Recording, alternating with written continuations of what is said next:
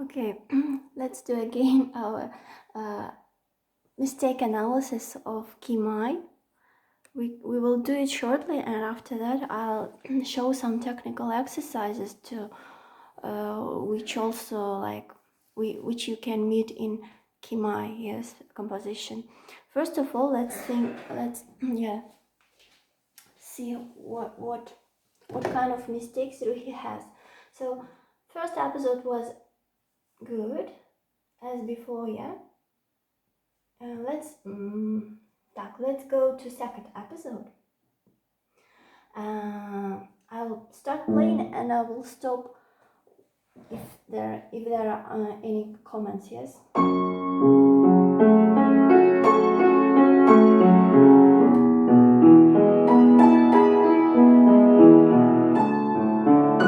So the page number 8, the first bar, it's D major.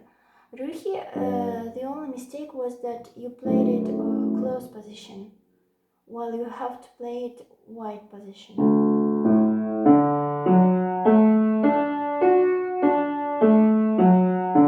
Yeah. So overall, my recommendations after watching your video was to look into text carefully and to observe the original text, because in some places you just like do your own interpretations and you change text. Let's not change text because the character, the impression changes, yeah, if we make any slight changes, particularly in this piece, yes, because if I play like this, of course it's same D major, but the feeling will be different. While if I play white, it will be more like space, yeah?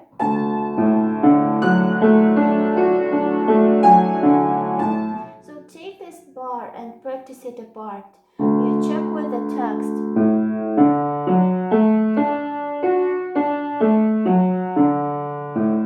Yeah, now next bar was fine.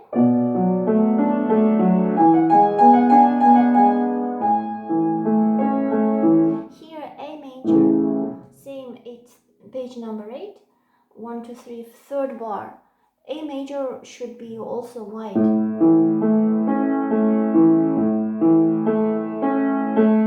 Of course, it's not as comfortable as it would be like this,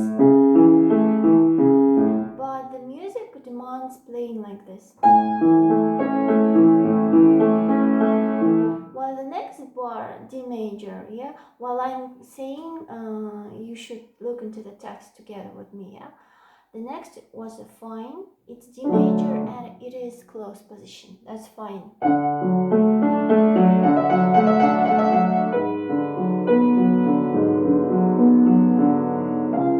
here I think it was fine also.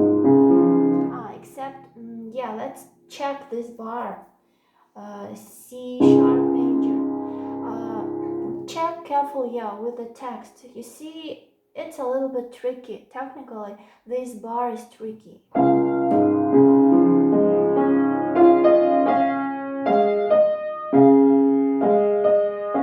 So my strategy is to play very slowly those bars where you made changes, you made mistakes.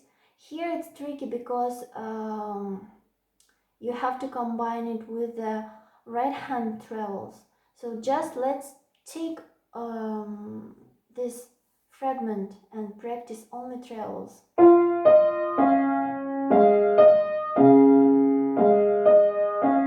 While practicing, please look into the text and see where it coincides, yes?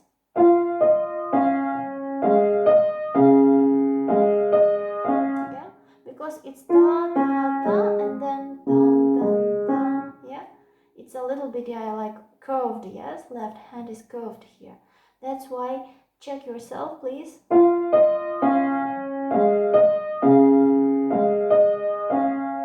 Yeah, and then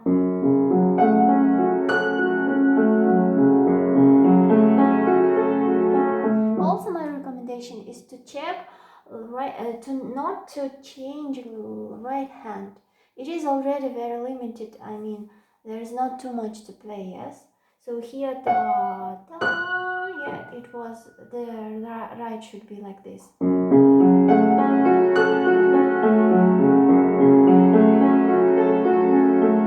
Okay, that's clear, yeah?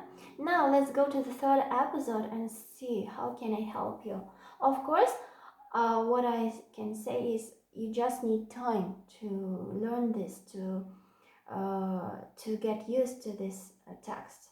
Yeah, with time it will come. But overall, I'm saying you should follow the fingering, the proper fingering. For example, here I was saying that it was bum, bum, bum, bum. Why? Because you don't need to change position here. Second first, fourth second, yes. And while learning third episode, please count 1, 2, 3. 1, or you can, yeah, it's better you count on 4. 1, 2, 3, 3, 4, 2, 3, and here, important thing, second finger, not first, because it's like a gamma. If you don't follow fingering, you will not be able to play well this passage. Actually, there was mistake because you played it like this. Yeah, but you should start with second finger. Start please with second. Make it without left hand. Da, da, da, da, da. 2, 3, 1, 2, 3, 1, 2, 3. Yeah. This passage should be correct. The fingering should be correct. Now, the next bar.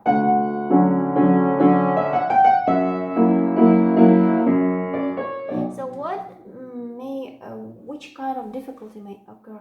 Because sometimes trills, as I said in the previous video, you should watch, by the way, watch please my previous video, third episode final, which is called, yeah, the title is this, where I'm saying that sometimes trills can be made of 8th note and quarter, and the rhythm will be like this: 1, 2, 3, 1, 2, 3. So only in the third episode you can come across a lot of these rhythmical structures.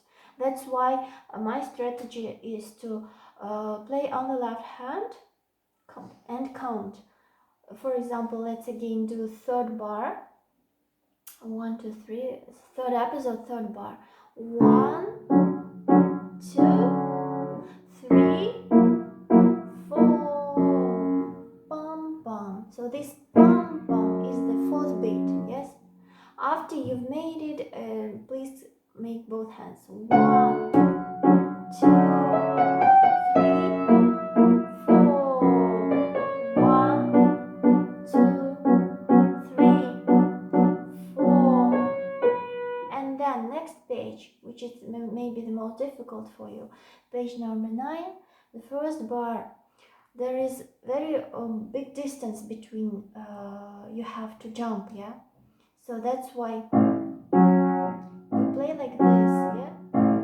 Make this technical exercise, jumping.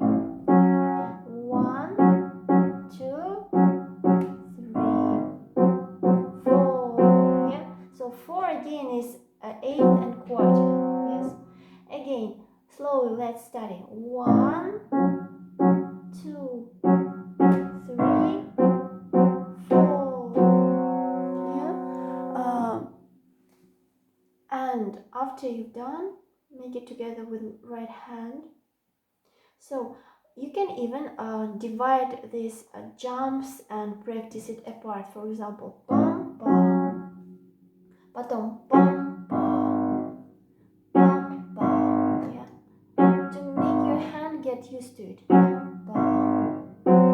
And then the third fragment, bum bum, bum bum. Just like to make your hands get used to these jumps, yes? Technically, it's a kind of difficult thing. That's why make it slowly. Dum, dum,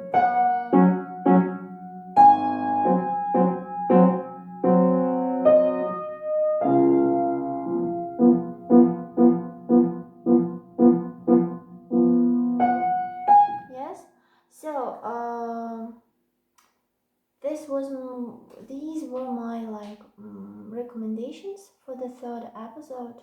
Yeah. As I remember, you didn't play till the end, and next two bars you couldn't play. Let's see what happens here. 4,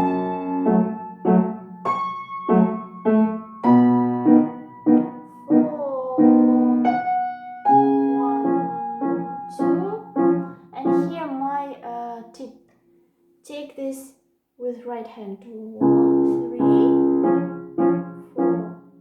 Yeah, you understood? I'm talking about 1, 2, 3, 1, 2, 3, fourth bar of the third episode of this page. Sorry, of the page number 9. You have this in the let's say it's the last bar of the third episode. Yes, 1, 2, and take it with right hand. 3, 4. Again, I'm showing you.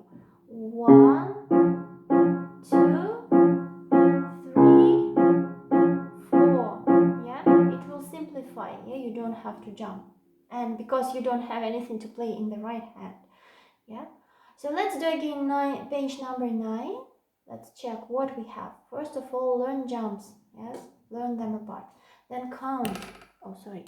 1, 1, 2, 3, 4. Yeah, everything is fine with the sound. Yes. Yeah. So again, 1, 2, 3, 4, and 1. Here, just stay on this chord. 1,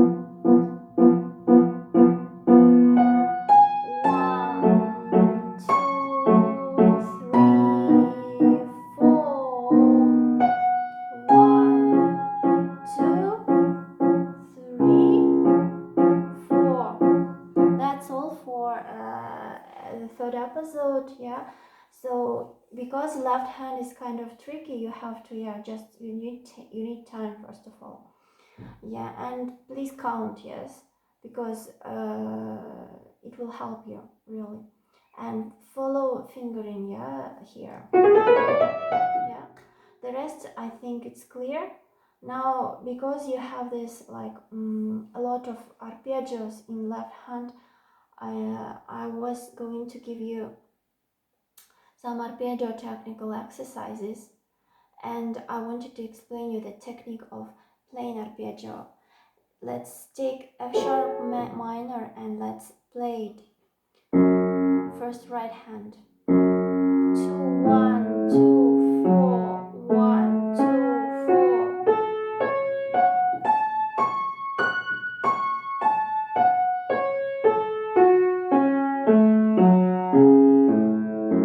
So what is the technique?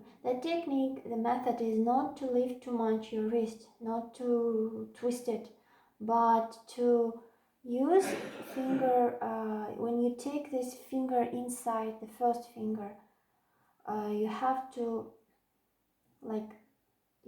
you need to have the feeling that you reach it, that you reach the note with this finger. You can of course make non-legato and take off your hand, but the distance is very close, so you don't have to make this movement. Just use more finger movement. Yes,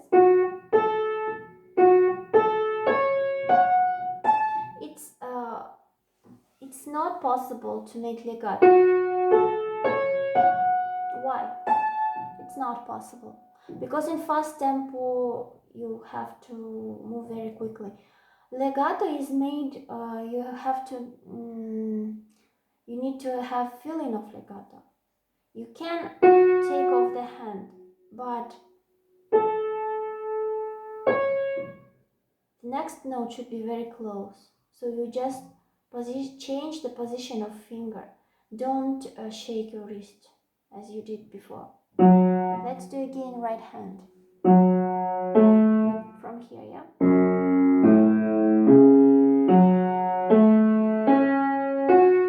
You see, when I press sharp. My first finger, it already goes here. Yeah, it does not lose time, yes?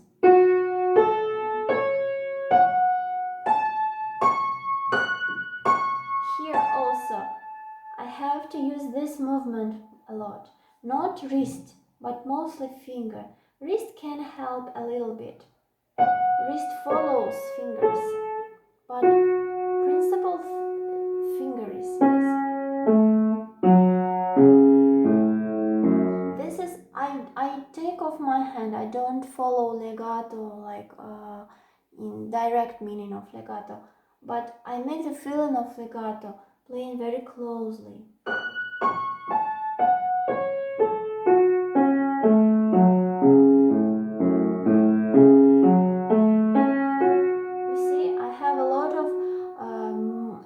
Of my first finger, fourth finger, so I use a lot this. I don't use need, because why we cannot use wrist shaking, twisting it? Because if we want to play fast, it will not be possible. You will not have time. Wrist will just get tired. And the other important condition is that your wrist should be free. It should not be tensed. I was also forgetting to ask you what you feel when you play Hanona exercises. You should not feel tired here. If you get tired, then you press your wrist. You get it tensed. Don't use more fingers. Yeah, I can do like this. It's non-legato, but it's very close.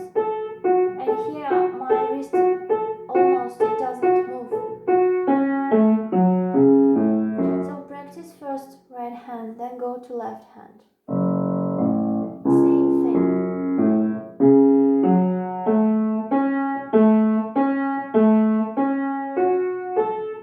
And go back. And here it's a little bit difficult when you go back. It's more difficult than when you go forth. That's why try, yeah, of course wrist will help. It will turn a little bit to the left to help, to support your finger. But fingers should not be lazy, fingers should move, yes. Fingers should be flexible.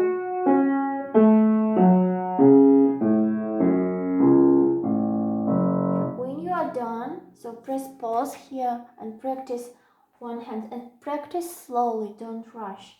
That's why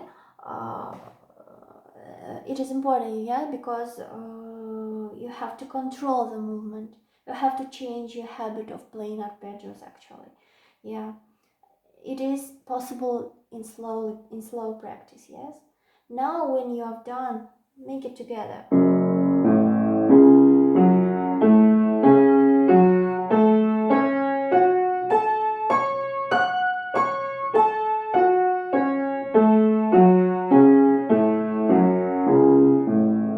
Observe your wrist. If it's twisting too much, then you don't use fingers as much as you can. Yeah. So this is that's all for arpeggio technique. The final result should be not fast. Make it moderate tempo.